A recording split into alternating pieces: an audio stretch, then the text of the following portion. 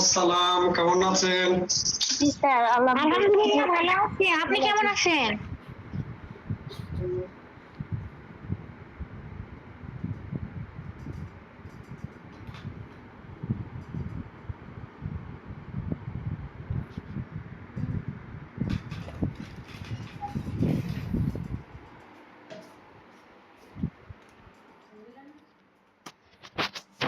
জি, এখন শোনা যাচ্ছে।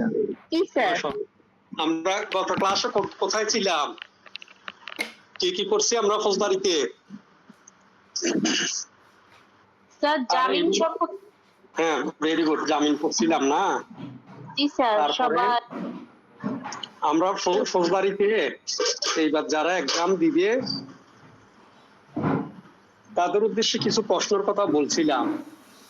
সেই প্রশ্নগুলো কেউ একজনে জি স্যার। বলেন তো দেখি। হ্যাঁ বলেন, ভেরি গুড। বলেন তো দেখি কেউ একজনে কি কি প্রশ্ন আসতে পারে বলছিলাম।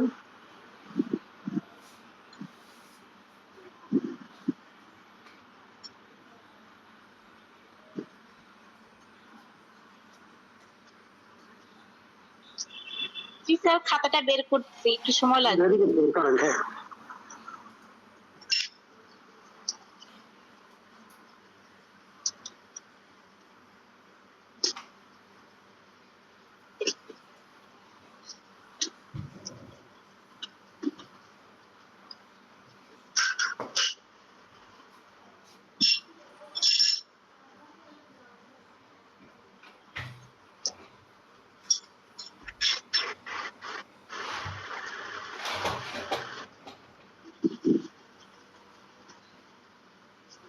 আর কেউ নেই এবারের পরীক্ষা তুমি ছাড়া?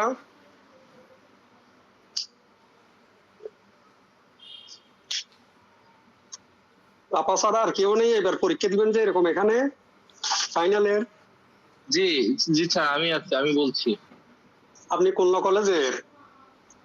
আমি খন্দকার নুরুল হোসেন ল কলেজ, মানিকগঞ্জ। মানিকগঞ্জ। ও আচ্ছা, কি নাম আপনার? আমার নাম সাজ্জাদ হোসেন। সাজ্জাদ হোসেন না? জি, আচ্ছা। সাজ্জাদ হোসেন।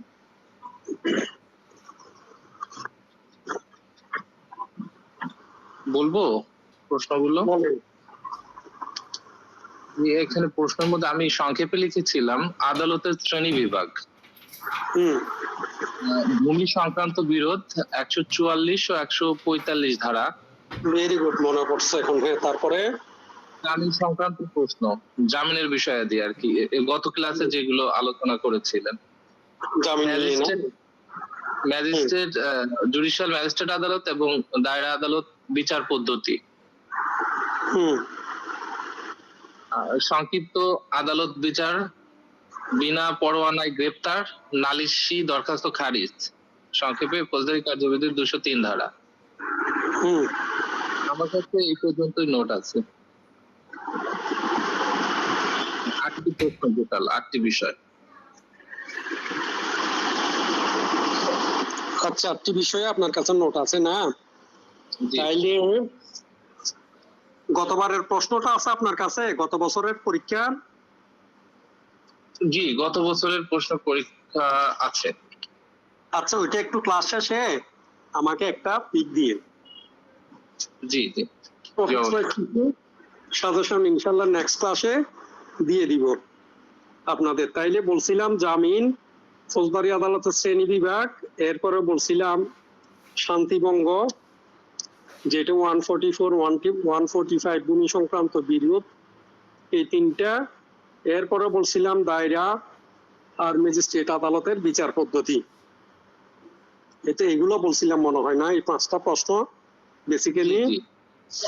জি স্যার, জি স্যার, এগুলো বলছিলেন। আমি খাতাটা আসলে খুঁজে পাচ্ছি না, সরি।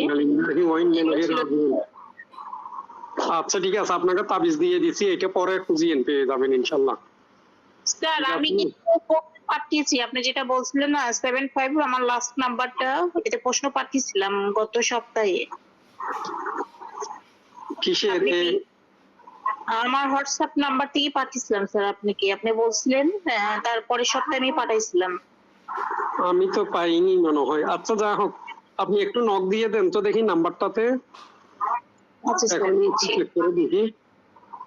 এরপর আমরা ফাঁকে পড়াশোনায় আসি।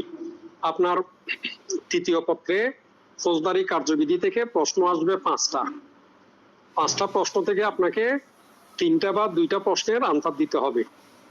তাহলে আশা রাখি যে 5টা প্রশ্ন বলছি বেসিক্যালি এখান থেকে 2টা বা 3টা প্রশ্ন ইনশাল্লাহ পাবে। তবে ব্যাপারটা হচ্ছে এর সাথে যদি কোনো কিছু লেস লাগাই দেয় যে জিনিসটা আপনি জানবেন না, তখন হচ্ছে ঝামেলা। না হয় আর কিছু খাবো না আপাতত, বাকি জিনিসগুলো কমন আসার কথা। এই 5টা টপিক্সকে ভালো মতো আপনারা পড়ে নিবেন। এই যে জামিন নিয়ে কথাবার্তা যা আছে, এরপরে নিয়ে কথাবার্তা আছে। এতদিন তো মূল আইন থেকে আপনাদের পড়াশোনা করাইছিলাম, যেহেতু যারা পরীক্ষা দিবেন ওনাদের পরীক্ষার সন্নিকটে ওনাদের জন্য তো কিছু হেল্প করতে হয়, সেই সুবাদে একটু প্রশ্ন ওয়াইজ কিছু আলোচনা করে দিই।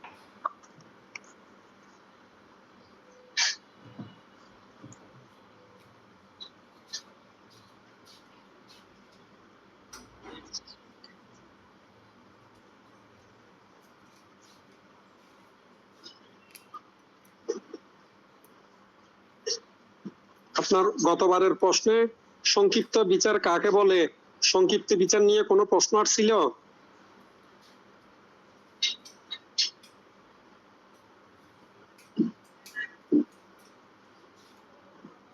আপনাদের গতবারের প্রশ্নে সংক্ষিপ্ত বিচার পদ্ধতি নিয়ে কোনো প্রশ্ন আসছিল?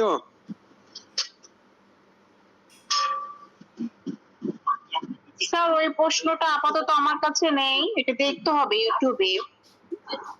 না স্যার আসে নাই। না, সংক্ষিপ্ত বিচার আসে নাই না? প্রশ্ন আসে নাই। আচ্ছা যা হোক, তাইলে আপনাদের একেবারে ইজি হয়ে গেছে। আমি বলি, সংক্ষিপ্ত বিচার, ম্যাজিস্ট্রেটের বিচার পদ্ধতি, দায়রার বিচার পদ্ধতি, এই 3টে প্রশ্ন থেকে একটা প্রশ্ন মাস্ট পাবেন। তো দায়রা আর ম্যাজিস্ট্রেট এর বিচার পদ্ধতি, ম্যাজিস্ট্রেটদের বিচার পদ্ধতি নিয়ে তো আমরা আলোচনা করছি ইতিমধ্যে। ইনশাল্লাহ সংক্ষিপ্ত বিচার নিয়ে এখন আলোচনা করে দিই, আপনার মূল আইনের বাইরে গিয়ে পড়াশোনা করা। সংক্ষিপ্ত বিচার হচ্ছে আমাদের 260 নম্বর সেকশনে। সংক্ষিপ্ত বিচার কত নাম্বার সেকশনে?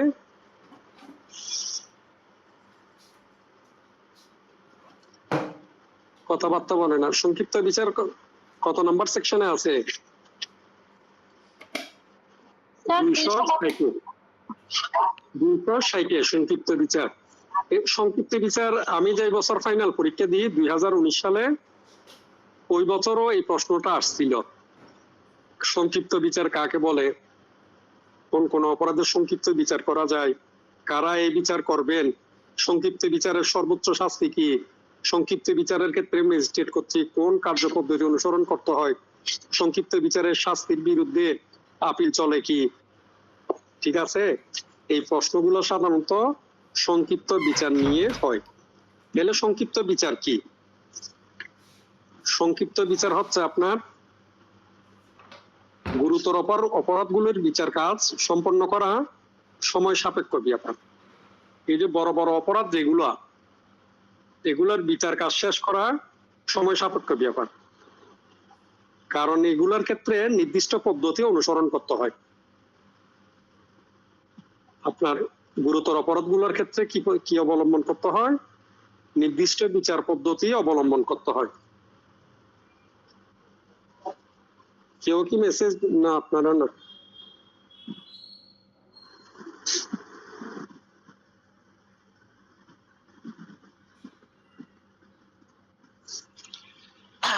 আমি স্যার আপনাকে প্রশ্ন দিচ্ছি স্যার। আচ্ছা, থ্যাংক ইউ। তাইলে আমি ইনশাল্লাহ কালকে পরশুর মধ্যে এটা একটা সামারি করে ফেলবো। যা হোক, তাইলে হচ্ছে কি আপনার এই পদ্ধতিগুলা কি কি, বিচার করার পদ্ধতি কি কি, আপনার অব্যাহতি চাইতে হয়, জামিন চাইতে হয়, বড় বড় অপরাধগুলোর ক্ষেত্রে চার্জ গঠন করে, তারপরে কি বলে আপনার ওই দোষ স্বীকার করতে বলা হয়, দোষ স্বীকার না করলে অন্যান্য পদ্ধতিগুলো অবলম্বন করে জবানবন্দি, জেরা, সাক্ষী প্রমাণ, তারপরে আপনার কি বলে আর্গুমেন্ট, যুক্তিতর্ক, এগুলো করা অনেক দীর্ঘসূত্রিতার ব্যাপার হয়ে দাঁড়ায়। তাই না? আমরা স্বাভাবিক বিচার যেগুলোতে পড়ছিলাম, ম্যাজিস্ট্রেটদের বিচার আর দায়রার বিচারে এই পদ্ধতিগুলো ছিল না?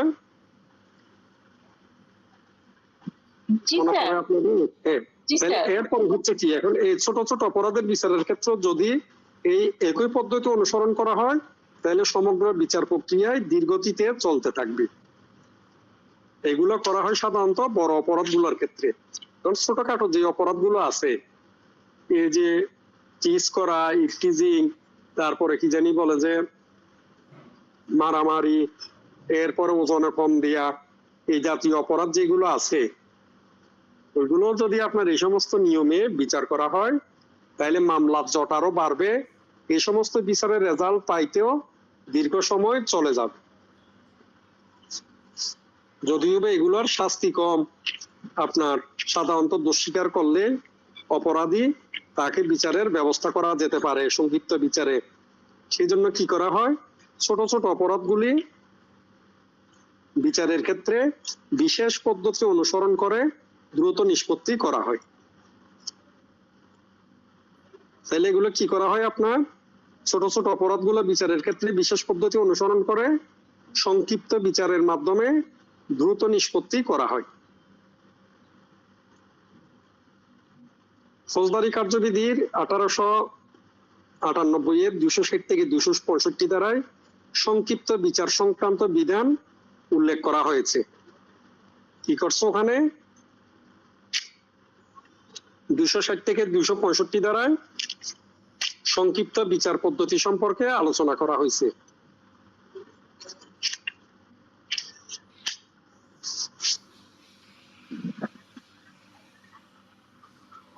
ফৌজদারি কার্যবিধিতে কত থেকে কত ধারায় সংক্ষিপ্ত বিচার পদ্ধতি? স্যার 260 থেকে 265। 260 থেকে 265 সংক্ষিপ্ত বিচার পদ্ধতি। আগে কখনো পড়ছেন এই সংক্ষিপ্ত বিচার 260 থেকে 265 ধারা? একটু একটু পড়েছি স্যার, একটু বই দেখে নিয়েছিলাম এই। তাইলে কি বললাম, আপনারা যদি এই তিনটা প্রশ্ন পড়েন, কোন তিনটা? সংক্ষিপ্ত বিচার, দায়রা বিচার আর ম্যাজিস্ট্রেটদের বিচার, তাইলে ইনশাল্লাহ একটা প্রশ্ন পাবেন। ঠিক আছে? আবার সংক্ষিপ্ত বিচার পদ্ধতি যখন লিখতে যাবেন, নতুন যে আইনটা করছে ফৌজদারি কার্যবিধিকে সংশোধন আনছে, ওখানে সাধারণ ম্যাজিস্ট্রেটদেরও জুডিশিয়াল ম্যাজিস্ট্রেটদেরও আপনার সংক্ষিপ্ত বিচারের ক্ষমতা দিয়ে দিছে। এই যে বেআইনি সমাবেশ অংশগ্রহণ, দাঙ্গা, নির্বাচন সংক্রান্ত সরকারি কর্মকর্তার নির্দেশে অমান্য করে কাজকর্ম করলে ওইগুলো তো আপনার জুডিশিয়াল ম্যাজিস্ট্রেটরাও সংক্ষিপ্ত বিচার করতে পারে।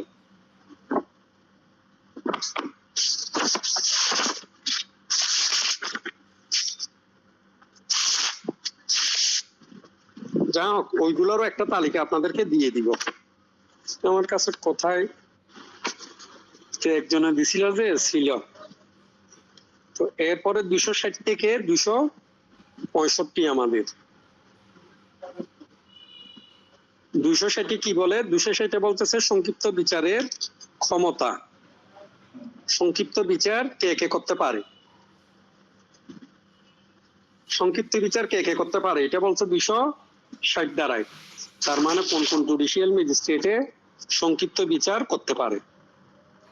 ওখানে বলতেছে মেট্রোপলিটন ম্যাজিস্ট্রেট, প্রথম শ্রেণীর ম্যাজিস্ট্রেট।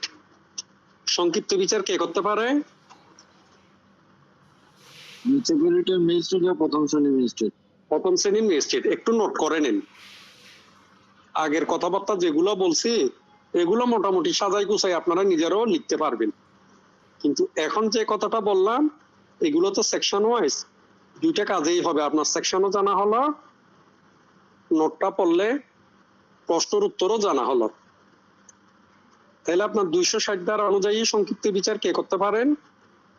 মেট্রোপলিটন ম্যাজিস্ট্রেট, প্রথম শ্রেণীর ম্যাজিস্ট্রেট।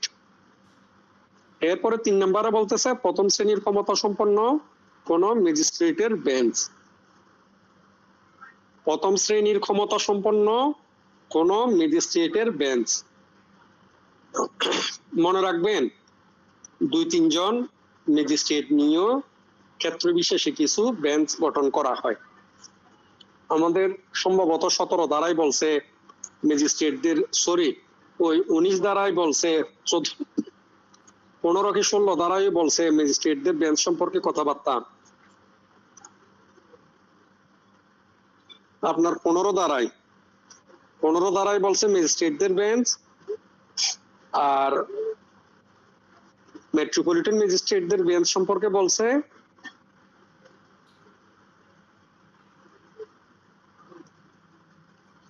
মেট্রোপলিটন ম্যাজিস্ট্রেটদের বেঞ্চও তো নেই, দেখলাম ম্যাজিস্ট্রেটগণের বেঞ্চ সম্পর্কে বলছে 15 ধারায়,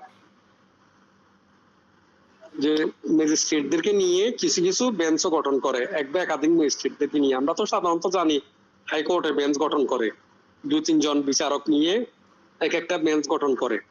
তো যদিও বা প্র্যাকটিক্যালি আমরা এই বেঞ্চের কথাবার্তা দেখি না বা তেমন প্রয়োগ নেই, কিন্তু কিছু কিছু ক্ষেত্রে এই বেঞ্চও কাজ করে, বিশেষ করে সংক্ষিপ্ত বিচারের বেলায়।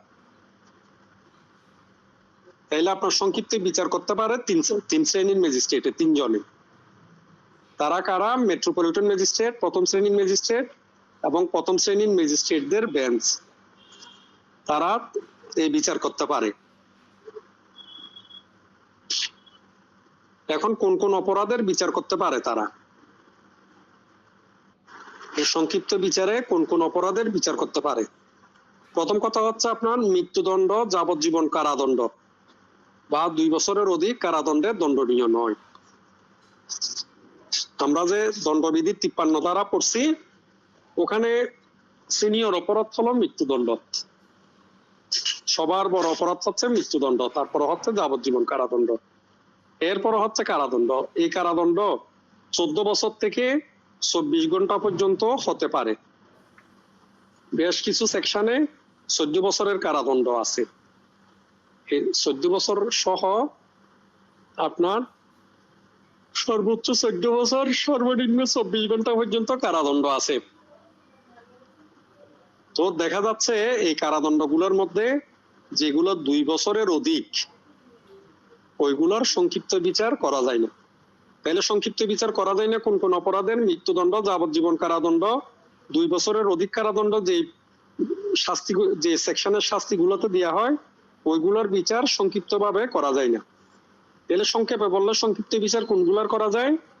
যে সমস্ত অপরাধের সর্বোচ্চ শাস্তি 2 বছর পর্যন্ত, ওই সমস্ত অপরাধের সংক্ষিপ্ত বিচার করা যায়। বুঝে পাইছেন সংক্ষিপ্ত বিচার কোনগুলোতে করা যায়? জি স্যার। এটা তাইলে একটা জিনিস খেয়াল করছেন, ফৌজদারি কার্যবিধির সাথে দণ্ডবিধির লিঙ্ক করা দিয়ে। ফৌজদারি কার্যবিধি যদি আপনাদের ফাইনালি বুঝতে হয়, তাহলে দণ্ডবিধির কিছু ব্যাপার স্যাপারও বুঝে নিতে হয়, এবং 53 নম্বর সেকশনকে দণ্ডবিধি বা ফৌজদারি কার্যবিধি বোঝার জন্য আলাদা একটা ফিল্টার বলি আমি। তার কারণে 53 ধারার বিভিন্ন কথাবার্তা অনুসরণ করে বা 53 ধারায় যে 5টা অপরাধের কথা বলছে, এইগুলোকে ফৌজদারিত, দণ্ডবিধিত বিভিন্ন সেকশনে বিভক্ত করে বিভিন্নভাবে এগুলাকে ব্যবহার করা হয়। তার মধ্যে এখানে পাচ্ছি কি আমরা? মৃত্যুদণ্ড সংক্ষিপ্ত বিচার করা যায় না, যেহেতু এগুলো অনেক বড় অপরাধ। যাবজ্জীবন কারাদণ্ডেরও সংক্ষিপ্ত বিচার করা যায় না। 2 বছরের অধিক কারাদণ্ড যেগুলো আছে, এই ধরনের অপরাধেরও বলে দিচ্ছে সংক্ষিপ্ত বিচার করা যায় না। তাইলে সংক্ষিপ্ত বিচার কোনগুলোর করা যায়? যেগুলো তো 2 বছর পর্যন্ত কারাদণ্ড, ওইগুলার। প্রথম কথা হলো এটা। দ্বিতীয় কথা হচ্ছে আপনার দণ্ডবিধি এর 264, 265 ও 266 ধারা অনুসারে ওজন ও পরিমাপ সম্পর্কিত অপরাধ। 264, 265 ও 266 ধারা দণ্ডবিধি 1860-এর যেগুলো ওজন সংক্রান্ত অপরাধ আছে, সেগুলোতে এই যে আমরা দেখি কি বাজার ওজন কম দেয়, তারপরে কি জানি বলতো ওই ভেজাল পরিমাপক সিলগুলো ব্যবহার করে ওজন করে, যে এগুলোর যে সংক্রান্ত অপরাধ হয় এগুলোর সংক্ষিপ্ত বিচার করা যায়। এরপরে বলতেছে দণ্ডবিধি 1860-এর 23 ধারা অনুসারে আঘাত। 23 ধারায় কি বলছে? 323 ধারায় আঘাতের শাস্তি 1 বছর। হ্যাঁ, 323 ধারায় হচ্ছে আঘাতের শাস্তি 1 বছর, সাথে মনে হয় 500 টাকা কি 1000 টাকা অর্থদণ্ড। তারপর হচ্ছে আপনার একই বিধির 403 অনুসারে অসৎভাবে সম্পত্তি আত্মসাৎ। যে ক্ষেত্রে আত্মসাৎকৃত সম্পত্তির মূল্য 10,000 টাকার অধিক নয়। অপরাধমূলক সম্পত্তি আত্মসাৎ, যে ক্ষেত্রে যে সম্পত্তিটা আত্মসাৎ করা হয়েছে সেইটার মূল্য 10,000 টাকার বেশি নয়। তারপরে বলতেছে 411 ধারা অনুসারে চোরাই মাল গ্রহণ, ওইটারও মূল্য 10,000 টাকার অধিক নয়। এরপরে বলতেছে 404 ধারা অনুসারে চোরাই মাল গোপন বা হস্তান্তর করতে সাহায্য করা, যে ক্ষেত্রে উক্ত মালের মূল্য 10,000 টাকার অধিক নয়। 404-এ কি আছে জানেন? দণ্ডবিধি 404-এ অদ্ভুত সেকশন, একটা মানুষ মারা গেছে, তার মোবাইল, টাকা পয়সা এগুলো চুরি করার অপরাধ, বেশ শাস্তি 404-এ। তাহলে যে ক্ষেত্রে আপনার 10,000 টাকা পর্যন্ত চুরি হবে তখন এটার সংক্ষিপ্ত বিচার করা যাবে। বা মোবাইল নিয়ে গেল যেটার মূল্য 10,000 টাকা পর্যন্ত, সেটার বিচারও সংক্ষিপ্ত ভাবে করা যাবে। 404 নাকি 414? এটা 404 ধারা, 404। স্যার 411-তে কি বলছেন স্যার, প্লিজ আরেকবার। আচ্ছা, আরো 2-1 বার বলবে, একটু দাঁড়ান। 404 যেটা বলছি এটা ইংরেজিতে কি আছে দেখে নি একটু। 414, ঠিক আছে। 10,000 নাকি বলেছেন? এটা 414, ইংরেজিতে আছে আপনার 414।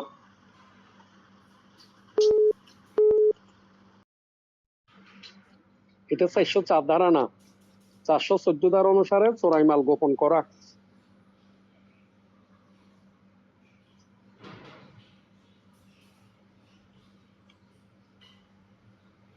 এরপর হচ্ছে 426, বলেন।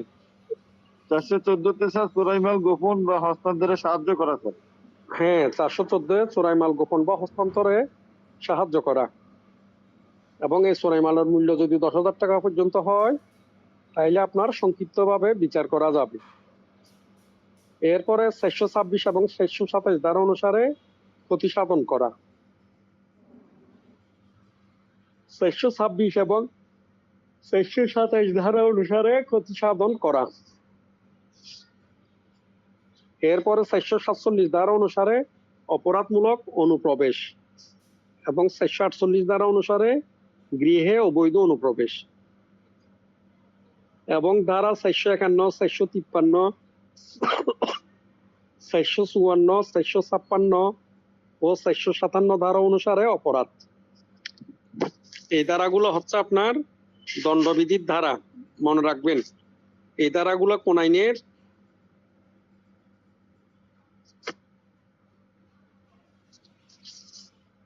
কথা বলে না। এই ধারাগুলো কোন আইনের? স্যার দণ্ডবিধি। দণ্ডবিধির। দণ্ডবিধির। এরপর হচ্ছে একই বিধির 504 ধারা অনুসারে শান্তিভঙ্গের উস্কানি দেওয়ার উদ্দেশ্য অপমান করা, এবং 506 ধারা অনুসারে অপরাধমূলক ভীতি প্রদর্শনের অপরাধ, এবং 509 ও 510 ধারা অনুসারে অপরাধ সমূহ। 509 হচ্ছে আপনার ইপটিজিং, নারীর শালীনতার প্রতি অমর্যাদা করা। এরপরে 510 ধারা হচ্ছে মদ খেয়ে প্রকাশ্য স্থানে মাতলামি করার শাস্তি। 509 আপনার ইপটিজিং এর শাস্তি।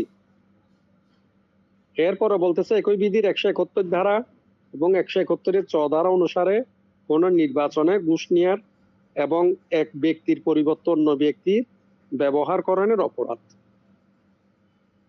তারপরে বলতেছে উপরোক্ত অপরাধ সমূহের যে কোনো একটি সংগঠনে সহায়তা করা। এতক্ষণ বলছে এই 10টা অপরাধ করা 10 জাতীয় অপরাধ।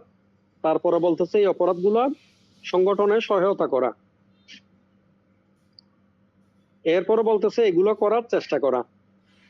এই 10টা অপরাধের যে কোনো একটা করার চেষ্টা করা, যে চেষ্টা আপনার অপরাধ বলে বিবেচিত হয়।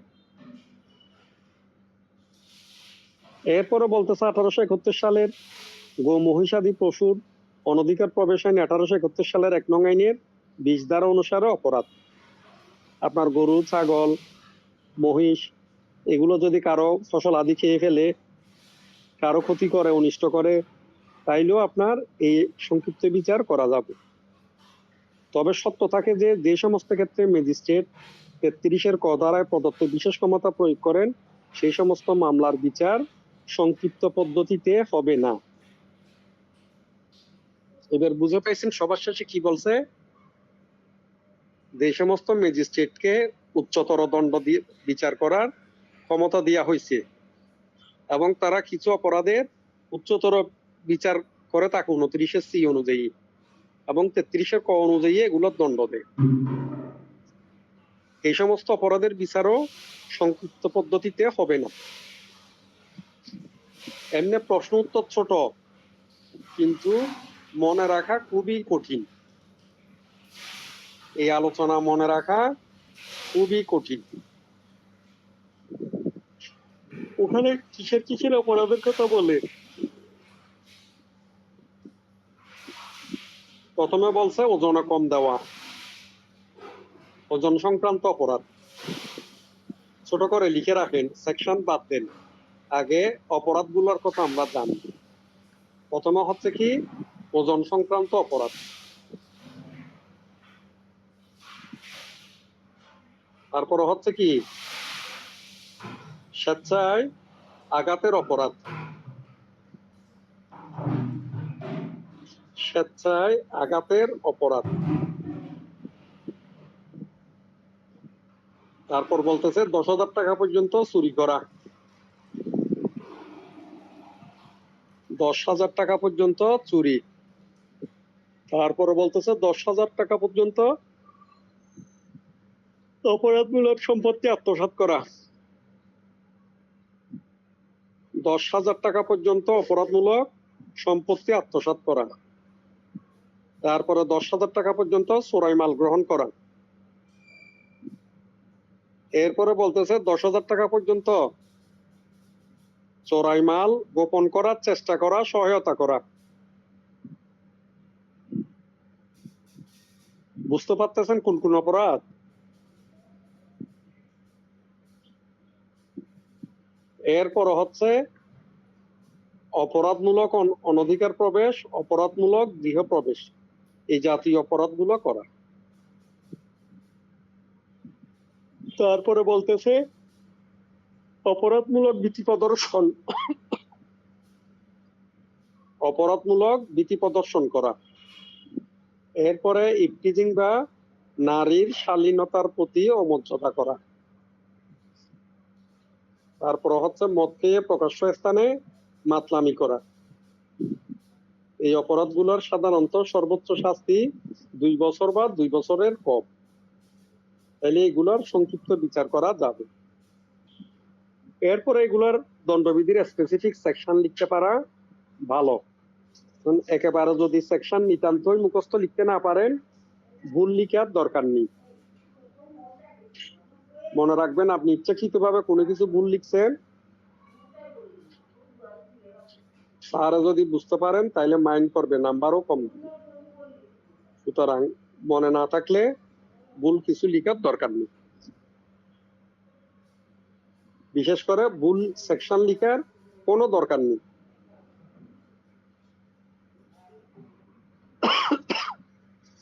আপনি জানেন না সেটা এক ধরনের ভুল, আর ভুল লিখে চালাকি করা সেটা মস্ত বড় ভুল। তাহলে কোন কোন অপরাধ এবার বলতে পারবেন? জি বলতে পারবো। লিখছেন বা লিখা থেকে মিলাই নিছেন? সংক্ষেপে লিখছি। সব ভেরি গুড।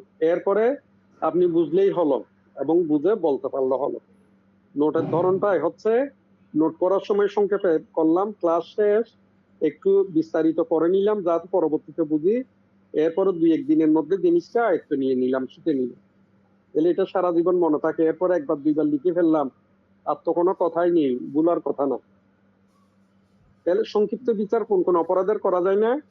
যদি যে সমস্ত অপরাধের শাস্তি মৃত্যুদণ্ড, যে সমস্ত অপরাধের শাস্তি যাবজ্জীবন কারাদণ্ড, যে সমস্ত অপরাধের শাস্তি 2 বছরের অধিক কারাদণ্ড, এগুলোর বিচার সংক্ষিপ্তভাবে করা যাবে না।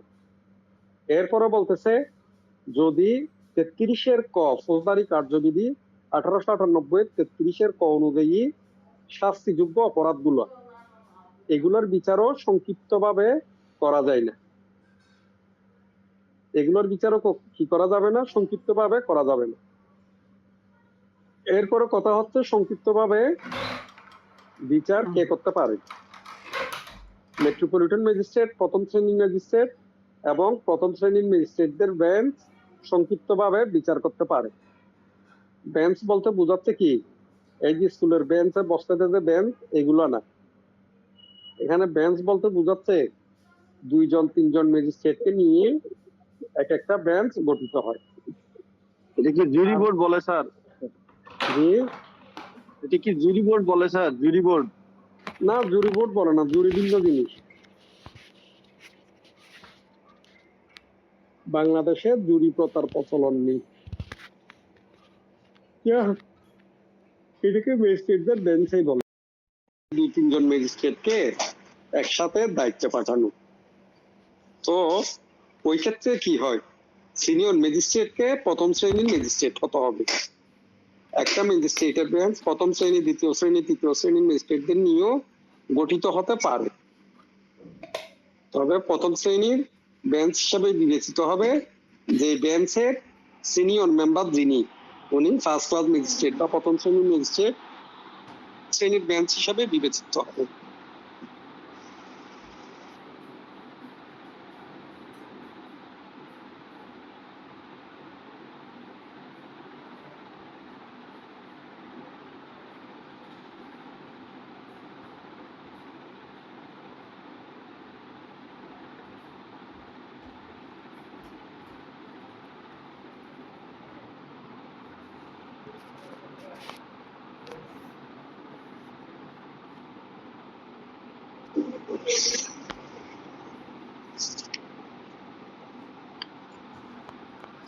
এরপরে আপনার সংক্ষিপ্ত বিচারের পরে কে করতে পারার পরে 261 হচ্ছে পাওয়ার to invest bench of magistrate invested with less পাওয়ার।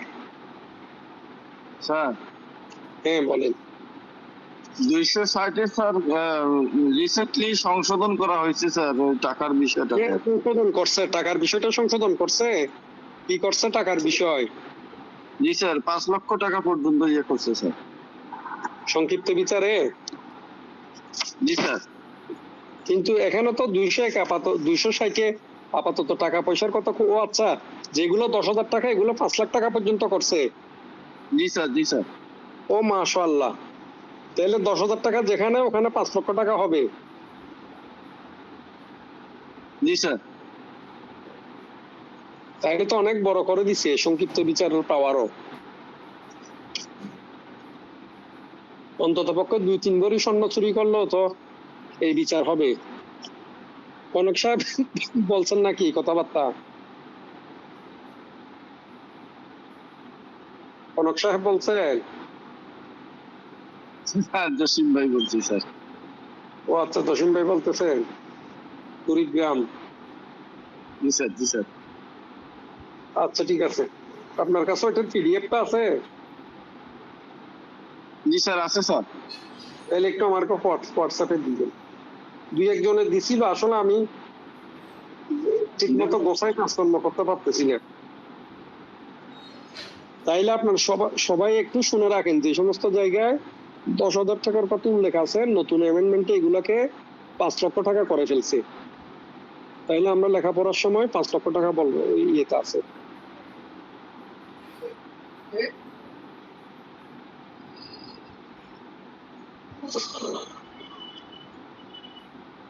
এগুলো আমরা পড়ার সময় কত লাখ টাকা পড়বো? 5 লক্ষ টাকা। আপনাদের গাইডটা এটাও দেখবেন যে আপনার এগুলো 10 লাখ টাকা 10,000 টাকা করে আছে, তাহলে এই সবগুলো কি হয়ে যাবে? 5 লক্ষ টাকা।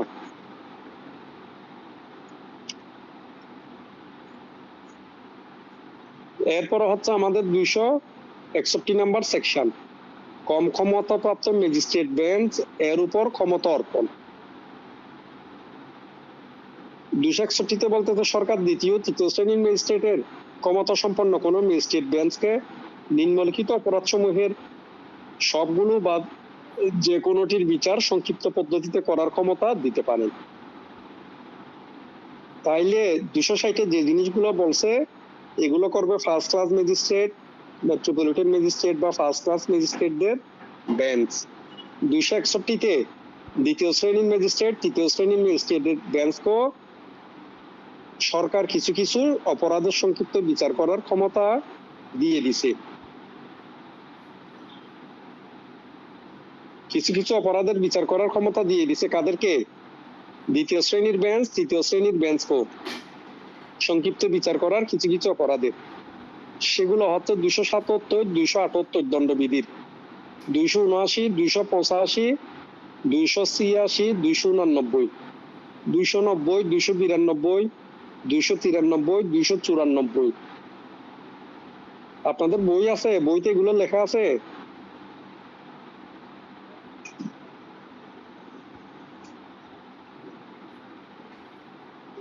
আশা রাখি বইও নাই, বইতে এগুলো লেখাও নাই। একটু সেকশন গুলো, দণ্ডবিধির সেকশন গুলো লিখে রাখেন।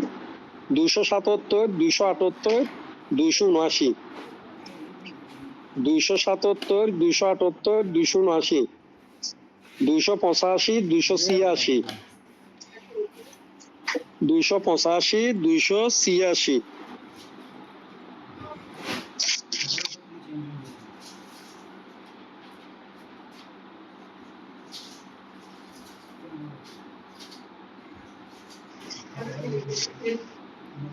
আমি ওষুধ খেয়ে ঘুমাই যাবো, খেয়ে দিয়ে।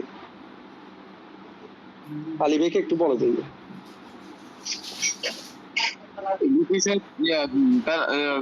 Panel code sir, penal code ধারাগুলো পেনাল কোডের নক দিল, আমি উঠে যাবো এরকম ডিপ বদলি।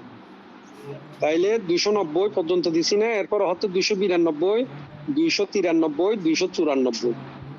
293 জি কত দিছি? 286 স্যার। আচ্ছা 286 পর্যন্ত লিখছেন না? 286 পরে হচ্ছে 289 290 289 290। এরপরে হচ্ছে 292 293 294 292 293 294। এগুলো সম্ভবত অশ্লীল বই পুস্তক নিয়ে লেখাবার্তা। এগুলো একবার দুইবার হলেও পড়ছি, এর আগের গুলো কোনোদিন পড়িও নেই।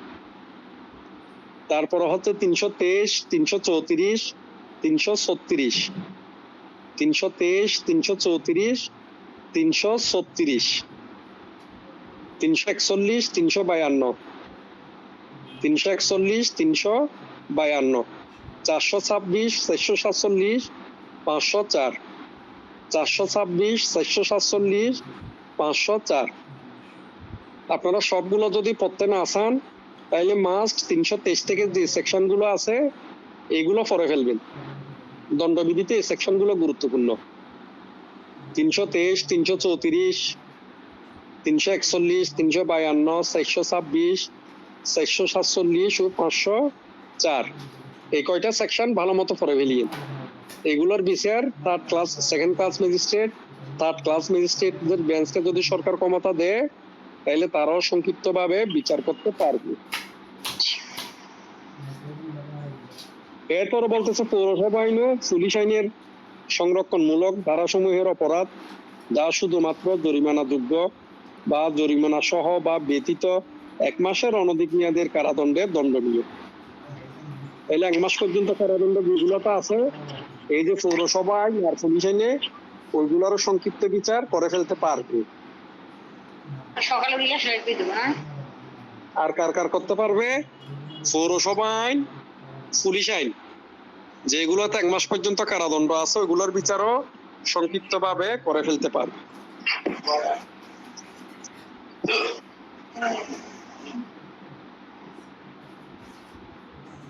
এরপরে বলতেছে উপরোক্ত অপরাধ সমূহ যে কোনো একটি সহায়তা করা, এরপরে ওইগুলো করার চেষ্টা করা যদি ওইরূপ চেষ্টা অপরাধ বলে বিবেচিত হয়। এই চেষ্টা করা সহায়তা করা প্রথম সেকশনেও ছিল, ঠিক আছে, সেম জিনিস।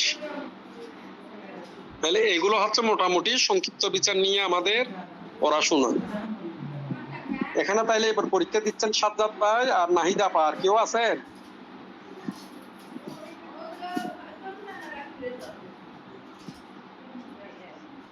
সাজ্জাদ ভাই, নাহিদা আপা ছাড়া আর কেউ আছেন? মনে হয় না, আমরা দুজনে মনে হয়। আপনারা দুজন, মাশাআল্লাহ।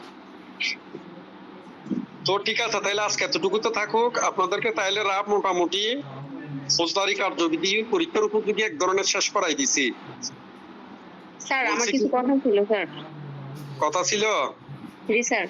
স্যার জসিম ভাই বলছে যে ইয়ে টাকার যে অ্যামাউন্টটা যেটা চেঞ্জ হয়েছে ওটা মানে শাস্তি যে বছরগুলো আছে ওগুলো চেঞ্জ হয়েছে স্যার। আমার মনে হয় এখানে 2 বছরের জায়গায় আহ, আরেকটু বাড়বে মনে হয়। জসিম ভাই কি বলেন? না, শাস্তির মেয়াদ চেঞ্জ হয় নাই। শাস্তির মেয়াদ ঠিক আছে, শুধু টাকারই অঙ্কটা 5 লক্ষ টাকা পর্যন্ত করছে। শাস্তির মেয়াদ আগেরটাই আছে। আচ্ছা, যা হোক, ওইটা একটু আমি জসিম ভাই আমাকে দিছেন মনে হয়, আমি একটা স্টাডি করে আপনাদের আর একটু ক্লিয়ার করে দিব এবং এরপর আমাদের চলতে থাকবে। তবে ফৌজদারিটা মনে হয় আর 2টা বা 3টা ক্লাস নিলে আমাদের মোটামুটি আপনাদের যারা পরীক্ষা দিবেন তাদের উপযোগী পড়াশোনা হয়ে যাবে, ঠিক আছে। জি স্যার। এরপর হয়তো আমরা নতুন কোনো সাবজেক্টে যেতে পারবো। ঠিক এখান আছে থেকে স্যার। এখান থেকে বেসিক্যালি আপনাদের সংক্ষিপ্ত বিচার, দায়রার বিচার, ম্যাজিস্ট্রেটের বিচার, এই 3টা জিনিস। তারপরে শ্রেণী বিভাগ, এরপরে জামিন, আর এই পুলিশের অপরিসীম ক্ষমতা, এটা পড়াইছিলাম। যদি গতবার না আসলো মাঝে মধ্যে রিপিট করে, আসলে যে একেবারে পড়াইছি ওইটাতে ইয়ে হয়ে গেছে, সময় নষ্ট হয়েছে, ওই ধরনের ব্যাপারও না। তারপরে মনে করেন আপিল জিনিসটা একটু বুঝতে হয়। যদি গতবার চলে আসে তাইলে পেন নিয়ে এমনি সংক্ষেপে একটু বুঝাই দিব, সেকশন হাউস না বুঝাই আপনার সাংশন গুলো আপিল কিভাবে করে ওই জিনিসটা বুঝে দিব। তো মোটামুটি ফৌজদারি আমরা 2টা ক্লাস নিলে আশা রাখি সামারি হয়ে যাবে। আপনাদের কারো কোনো প্রশ্ন থাকলে বা ইয়ে থাকলে একটু রায়হান ভাইকে দিয়ে দিয়েন, উনি আমাকে দিলে তাও সলভ করে দিব। কারো কোনো সমস্যা থাকলে সেটারও আলোচনা করে দিব, সমাধান করে দিব। তবে এই যে প্রশ্ন যেগুলো বলছি বেসিক্যালি এগুলো পড়লে হয়ে যাবে। 144 মনে হয় আলোচনা করছিলাম, বা কোনোটা যদি বিশেষ আলোচনা করতে হয় তাও লিখে দিয়ে 2টা ক্লাস নিলে মোটামুটি পরীক্ষার জন্য যতটুকু প্রস্তুতি দরকার ফৌজদারিতে আসার আগে কাছাকাছি হয়ে যাবে। এরপরে আমরা অন্য যে কোনো একটা নিয়ে পড়াশোনা করব। ঠিক আছে, আল্লাহ হাফেজ, আসসালামু আলাইকুম। জি ভাই, আসসালামু আলাইকুম। ওয়ালাইকুম আসসালাম। আপনাদের সবাইকে ধন্যবাদ। গ্রুপে আমি 260 ধারাটা ছবি তুলে দিছি, আপনারা দেখেন, এবং বিগত সালের প্রশ্নটাও দিছি। হ্যাঁ, ঠিক আছে, সবাই ভালো থাকবেন। আল্লাহ হাফেজ।